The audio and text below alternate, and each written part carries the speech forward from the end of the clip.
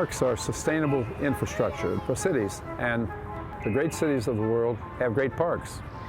This park, with its wonderful location right on the river, there were a lot of difficulties in causing it to happen, but it's a treasure for the city because it'll be here forever, however long that turns out to be.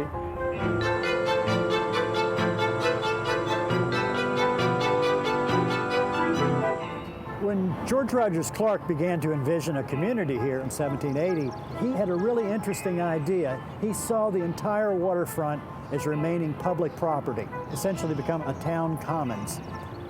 As a lot of things go in government, that didn't work out. What happened was they ran out of money, so they sold the best property in the whole city, which would have been the commons.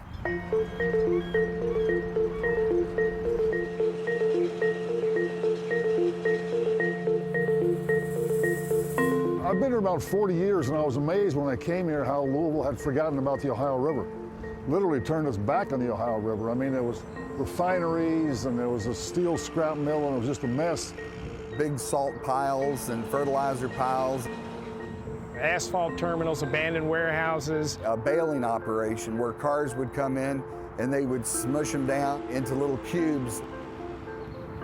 It was 85 acres of nasty. When you'd come in from Indiana, your first impression of Kentucky and Louisville was dreadful. And it gave an image of a town that just was not progressive, it was not forward thinking. I mean, here you have this powerful river, and you're treating it like it's unimportant. And it was a long time before we started being able to realize what the potential of this waterfront could be.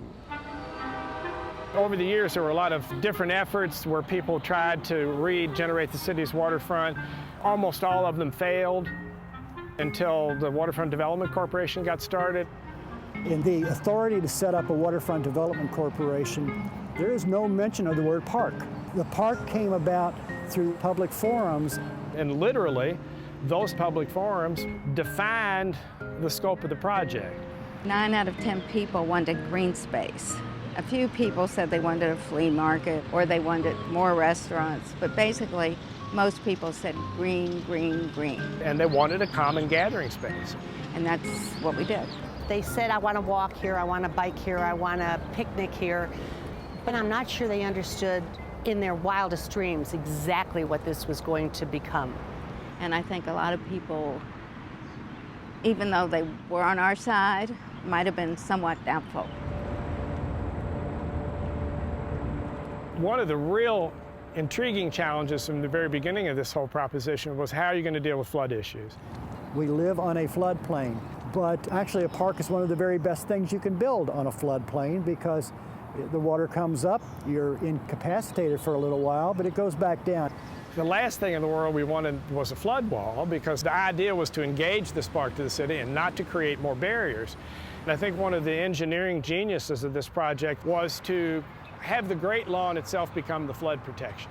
When they laid this out behind us, the Great Lawn, Hargrave's vision was to drop the angle, to change the angle so that you could see under the interstate and to the river. And then the very top up at Witherspoon Street, that's actually 451 feet. So it's 1 foot above the 100-year floodplain. Once we had the master plan from George Hargraves, we needed to build the park, and that involved a lot of fundraising, and we knew we were going to need a substantial amount of private donations. We asked David Jones if he would chair the first fundraising campaign. He had a luncheon, and he said, well, this is the most important public project that's going to happen in my lifetime in Louisville. I will match the single largest gift. And so Mrs. Bingham raised her hand and said, well, David, in that case, I will give $1 million. So here you are at a luncheon when you weren't expecting any money at all and you've already got a commitment for $2 million. One of the interesting things that surprised all of us was that we were able to get so much public support for this project. The $115 million park, about $40 million of it was privately donated. That then was really the momentum that got the park started.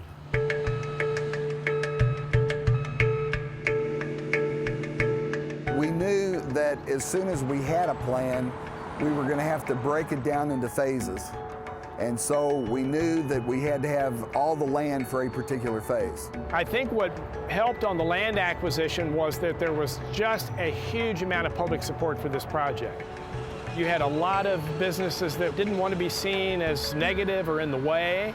We had one big scrapyard that was a little negative, and we had to go through some serious litigation with those folks. So I won't say it was really easy to assemble all 85 acres, but it was not as hard in hindsight as we thought it would be up front.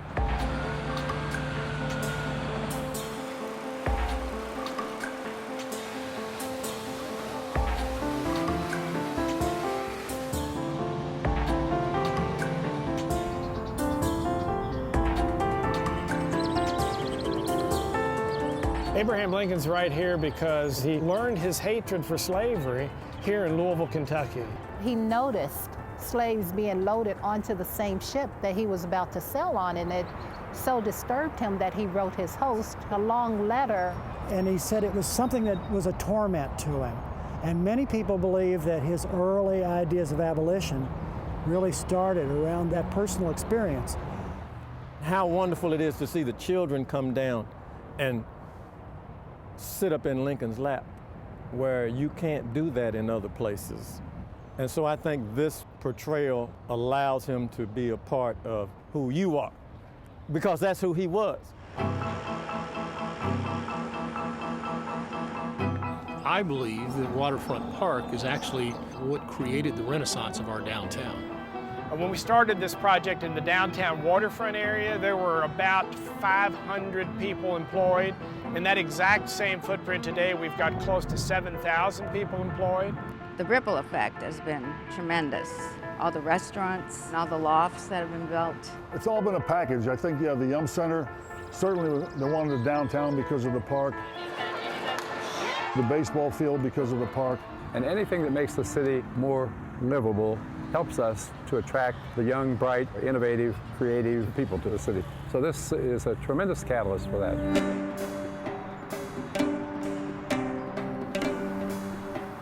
I've lived here around 40 years, and I waited most of that time, I think, for something to be done with the Big Four Bridge. It was kind of called the Bridge to Nowhere. It was up there across the river, and you couldn't get to it from either end. It was Mystery Bridge. This abandoned railroad bridge was built back in the 1800s by 4 railroad companies, thus the Big Four. From the very beginning, George Hargrave's vision was to create this as a pedestrian linkage between Kentucky and Indiana, and it's probably the most anticipated piece of the park. And I'll tell you what, that is going to be the site of many marriage proposals. The middle of the bridge as the sun is setting, dropping to the knee. That's going to be awesome.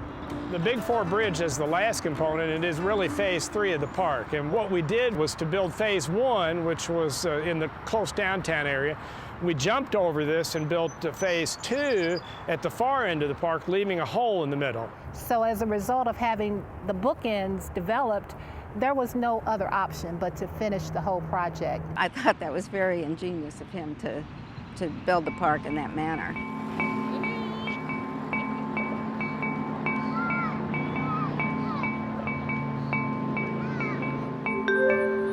My favorite part of the park is really not a part of the park. My favorite part of the park is the users of the park.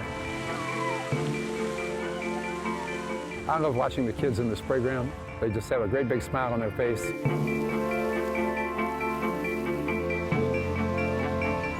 One day I was coming into the park, and there was a young man, and he had a, I don't know, 3 or 4 year old child sitting on his shoulders, bawling. This kid was just letting loose.